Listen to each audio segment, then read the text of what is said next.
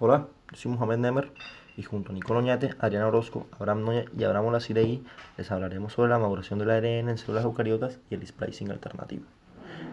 El dogma central de la biología molecular establece que las moléculas de ADN que componen nuestros genes se copian en forma de moléculas de ARN, las cuales a su vez se traducen en forma de proteínas. El ARN mensajero o ARNM es el ácido ribonucleico de una sola cadena que transfiere la información contenida en el ADN a proteínas. Antes de que el ARN mensajero esté en funcionamiento y produzca dichas proteínas, se lleva a cabo una serie de modificaciones en la molécula, como por ejemplo el splicing. La diversidad del procesamiento del ARN mensajero ayuda a la molécula a mejorar su funcionamiento, evitando su degradación y mejorando su función y transporte del núcleo al citoplasma. Además, durante el procesamiento se puede obtener una gran variedad de moléculas de ARN mensajero provenientes de una sola molécula, dando como consecuencia una diversidad de isoformas de proteínas, haciendo que la función de esta pueda diversificarse. El ARN está formado por exones, que son las partes codificantes de este, e intrones, que son las partes que no codifican a proteínas. El splicing es el proceso que se encarga de eliminar algunos intrones, dando como resultado un conjunto de ARN mensajero de diversos tamaños y por consiguiente diferentes isoformas de proteína, es decir, distintas secuencias de la misma proteína.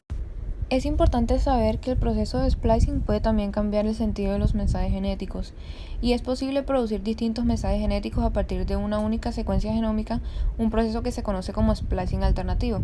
Mediante este mecanismo se producen diferentes proteínas a partir de un gen, en ocasiones llegando incluso a centenares o miles de variantes.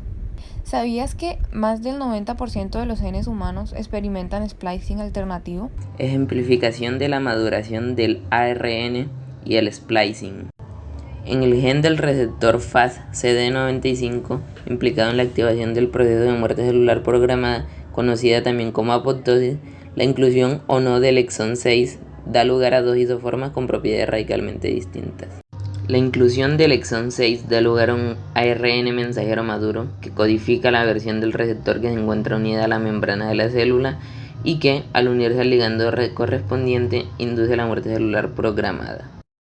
Las moléculas de RNA pueden catalizar la ruptura y formación de enlaces covalentes, incluidas las uniones entre nucleótidos de otras moléculas de RNA y eliminar secuencias de nucleótidos en el proceso de maduración del RNA. El ARN ribosómico es sintetizado a partir de un ARN precursor que por maduración y empalme dará lugar a los diversos ARN ribosómicos. Al finalizar los procesos de maduración del ARN se obtienen las subunidades ribosómicas 60S y 40S terminadas y viven en el nucleolo. Los diferentes tipos de ARN son transportados al citoplasma bajo la formación de subunidades ribosómicas maduras. Allí se ensamblarán ambas subunidades en la presencia de ARN mensajero y los factores de iniciación. La transición es la etapa en la que se transfiere la información del ADN formando una de ARN con una secuencia complementaria de ADN. Esta transcripción está dirigida por la enzima ARN polimerasa 2 y ocurre en el núcleo. Esta ' tiene afinidad por cadenas de ADN y reconoce secuencias de iniciación. No requiere primer o cebador, tiene actividad polimerasa de 5' a 3' y reconoce secuencias de terminación que le indican cuándo detener la actividad. El primer ARN formado se denomina transcripto primario, el que debe sufrir un proceso de splicing. Este proceso de maduración incluye las siguientes modificaciones. Se adiciona en el extremo 5' 7-metilguanosina, formando la estructura denominada caperuza. Y también está la poliadeninación en el extremo 3, lo que quiere decir que se adiciona una cola de adeninas. En el splicing se eliminan los intrones y se unen los exones de forma que sus secuencias quedan consecutivas, constituyendo la secuencia codificadora de la proteína.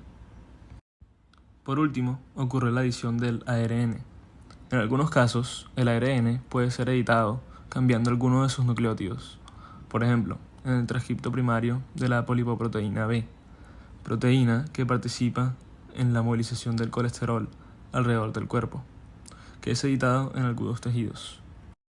El splicing alternativo es el mecanismo que permite obtener a partir de un solo transcripto primario de ARN más de una molécula de ARN madura. Este fenómeno está presente principalmente en eucariotas, pero también fue observado en algunos virus. Consiste en un cambio en la composición de los exones de dos ARN maduros formados, lo que se logra de distintas maneras, entre las cuales destacamos el cambio de la ubicación de los exones, omitir alguno de ellos o inclusive reteniendo algún intrón.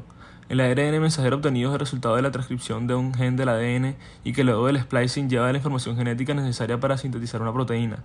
Los procesos de maduración del ARN permiten que a partir de un mismo gen se puedan sintetizar varias proteínas.